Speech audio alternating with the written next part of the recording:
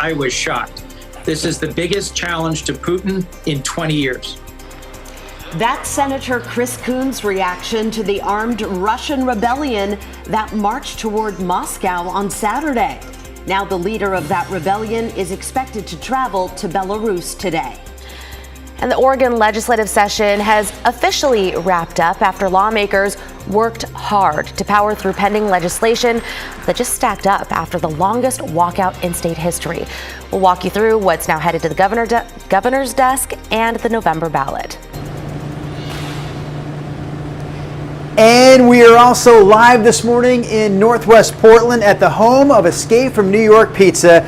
Yes, we are here for a good reason, because today they're giving away pizza all day long. Why on earth would Phil and his friends at Escape from New York do such a thing? Because today they are celebrating 40 years of pizza business. Look at his face. Brenda, Christine, Rodney, I know you love this face, and we love this man's pizza. We'll have more on the history of Escape from New York coming up a little bit later this half hour on Sunrise.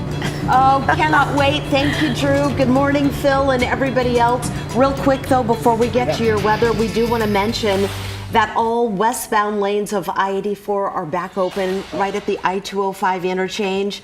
The highway reopened just a few moments ago at 5 a.m. It's been closed since noon on Friday for bridge work. So this is the area, if you're familiar, right near Rocky Butte State Park. This same stretch, heads up, will be closed again coming up on Friday, July 7th through Monday the 10th. You fooled me. I thought you were going to have bad news. You had good news. No, I was like, oh my goodness, what now? But you had good news. Thank you. We were coming back from Hood River this weekend and got caught in that Oh, you backup. did? Yeah, it was bumper to bumper. I bet it was. All right, we have a nice morning underway. This is a morning where we are watching for and expecting a gradual increase in low cloud cover here in the valley. So it's always tough to tell how much we're going to end up with. Right now, these clouds are kind of building on the horizon. We have blue skies up over top. 57 is the early morning number. So we'll see how much cloudiness we get. Whatever we end up with, it will go on to be sunny this afternoon, 67 to noon, and pretty comfortable later today with a high temperature of 80 degrees. Back to you. Okay, thanks, Rod.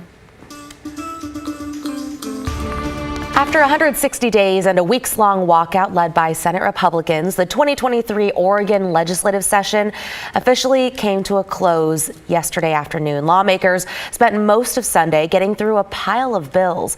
Our Devin Haskins is live with us in studio this morning with more on this last-minute push to get some bills passed. Yeah, good morning, Christine. State law limits the long session to 160 days, meaning any bills not passed on Sunday are now dead. And because of that lawmakers were busy all last week and this past weekend. Both sides said, though, that they were happy with the outcomes. Some of the bills that passed include some climate resilience bills aimed at making homes better prepared for extreme weather. Lawmakers also passed a bill that would make the drug that reverses the effects of opioids more broadly available, as well as a pair of bills aimed at funding and addressing the state's behavioral health crisis. We talked with Dwight Holton, who's the CEO at Lions for Life and a big proponent of the 988 Implementation Act, or House Bill 2757. The bill was just passed by the legislature. We are really excited about this. This is the single most important piece of suicide prevention legislation ever in Oregon. So the single most important thing this act does is provide long-term stable funding for the work of 988. 988 is the new national crisis helpline. Republican lawmakers did not make themselves available for interviews on Sunday, but Senate Republican leader Tim Knopp said in a statement that he and his colleagues did manage to protect the rights of parents and law-abiding gun owners. The bills that were passed now head to the governor's desk or make their way to the ballot. The next session will be a shorter one, and it starts in February. Brenda. All right, Devin, thank you for the update. In less than a week, Oregon's minimum wage will jump 70 cents an hour for everyone. There are actually 3 levels of the minimum wage here in Oregon, and your pay will depend on where you live. Let's start with rural Oregon. It'll be either $13.20 an hour or $14.20. Here in the Portland metro area, the minimum wage will be $15.45. We caught up with a couple baristas in the Selwood area. They say right now tips make the difference between just scraping by and living comfortably. It is hard. I would definitely say you need a couple roommates, for sure, or aid from friends, family. I definitely think working minimum wage, you cannot go out and get a place by yourself at all. It's not possible. You have to get lucky with like a really sad studio. In January, Oregon ranked 9th nationwide for the highest average rent at about $1,300 a month. Data from the state shows 1 in every 20 Oregonians makes minimum wage.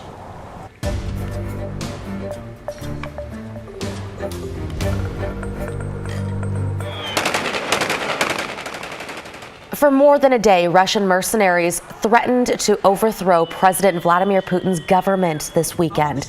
Tanks and mercenary troops left their post in Ukraine and marched toward Moscow, stopping just 125 miles from the city. The leader of the mercenary group claims generals are lying to both the Russian people and Vladimir Putin himself about the war in Ukraine. NBC's Keir Simmons is on the ground in Moscow. Good morning. Moscow feels as if life is back to normal. Just hours, just days after a paramilitary group threatened to come here and try to take power from the Russian government. But beneath the surface, there is real tension. Many Russians wondering what the future holds. Has this weakened President Putin's position?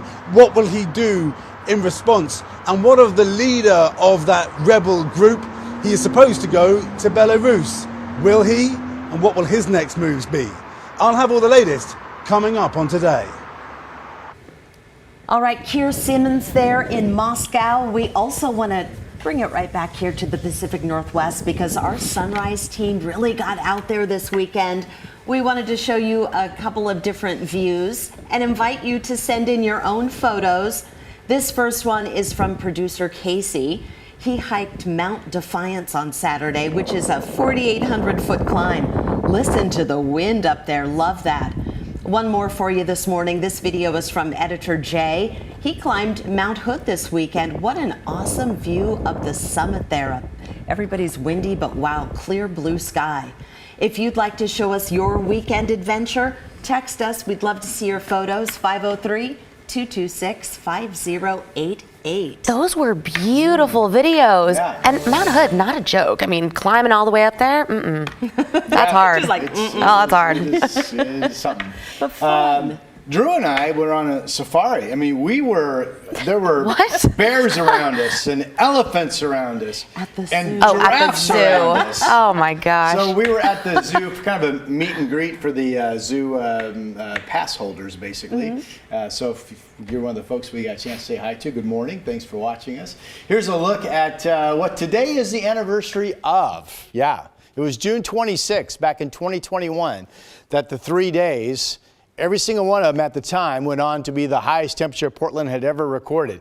So it started on today's date 2 years ago, 108, and then we went 112, and then of course on June 28th, we went 116 degrees. Now other temperatures on that hottest day, Salem 117, Kelso 110, all of those were easily the hottest temperatures recorded at the specific weather sites. All right, with that said, today we're going to be 36 degrees cooler. Isn't that something?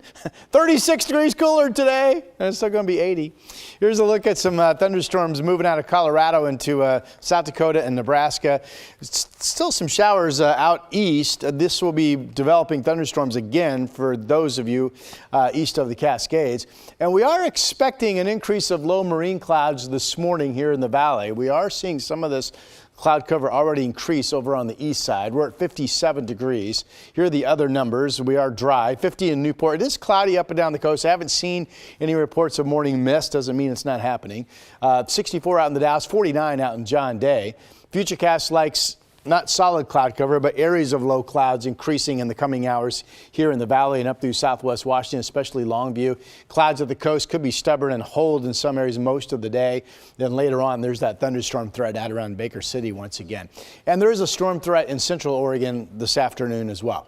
All right. So areas of morning cloud cover in the valley, a sunny afternoon coming. Temperatures upper 70s to about 80 degrees. Winds will be northwest 5 to 15. Cloud cover a better bet and perhaps lasting longer too up in Cowlitz County. That's why only about 74, and then 80 in Vancouver and 77 degrees in Battleground.